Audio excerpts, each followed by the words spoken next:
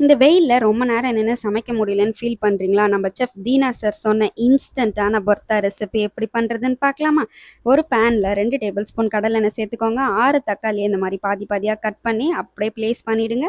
First front part நல்லா roast ஆனதுக்கப்புறம் அப்படியே திருப்பி போட்டு பேக் பார்ட்டையும் நல்லா ரோஸ்ட் பண்ணி எடுத்துக்கோங்க. அப்படியே கலர் மாறணும். தோல் தனியா வர அளவுக்கு ரோஸ்ட் பண்ணி எடுத்துக்கோங்க. அப்படியே ஓரமா தட்டுல வச்சு ஆற விட்டுருங்க. இப்ப அதே பேன்ல 2 வெங்காயம், பெரிய வெங்காயம் எடுத்துட்டு அது ஃபைனா ஸ்லைஸ் பண்ணிட்டு அதையும் ரோஸ்ட் பண்ணிடுங்க. மீன்வைல் இந்த தக்காளி ஆறுனதுக்கப்புறம் அது தோலை மட்டும் ரிமூவ் பண்ணி அப்படியே ஆற விட்டுடுங்க.